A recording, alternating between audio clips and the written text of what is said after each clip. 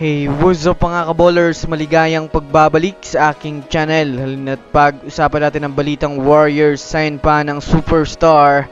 Wiggins out na sa Warriors at ang balitang Lakers naka-jackpot sa pagkuha kay Bronny James at Dalton Knecht. Tara na't pag-usapan natin yan dito sa Basketball Hotshots.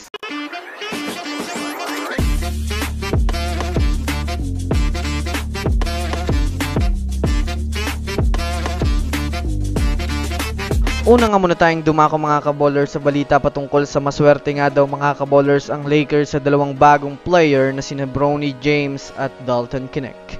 Well, bagamat pa nga po mga kaballers hindi maganda ang kampanya ng Los Angeles Lakers sa NBA Summer League, ay marami pa naman nga pong mga fans ang pumupuri sa mismong front office ng Lakers dahil na rin naman mga kaballers sa hindi nga daw nagkamali ang Lakers sa pagkuha kay Bronny James at Dalton Knecht. Ito ay marahil nakikita nga po ngayon kung ano nga ba talaga ang maiaambag ng dalawang ito sa lineup ng Lakers. Well, isang point guard na slasher at maaasahan talaga pagdating sa depensa at isa namang small forward na maaasahan pagdating sa 3-point shooting, rebounding at pagtala ng malaking puntos sa isang laro na masasabi nating malakas nga po ang maibibigay nitong impact sa kupunan ng Los Angeles Lakers.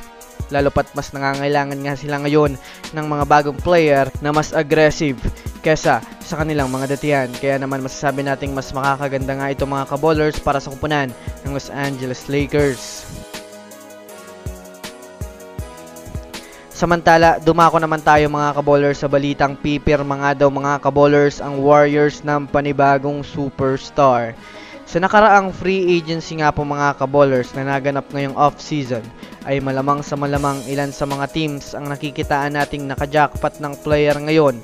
Habang sa kupunan naman nga po mga kaballers ng Golden State Warriors, ay marami silang player ngayon na binitawan kagaya ni na Klay Thompson, Chris Paul at Dario Saric na kasalukuyang pinalitan naman mga kaballers ng mga typical na player lamang. Ngunit para nga po sa kaalaman ng lahat, hindi lang nga po dyan mga kaballers nagtatapos ang move ng Warriors dahil na rin naman sa mayroon pa nga pong malaking plano ang front office nila at ito nga po mga kaballers ay kumuha ng isang superstar na maaaring maging kakampi ni Stephen Curry sa susunod na season.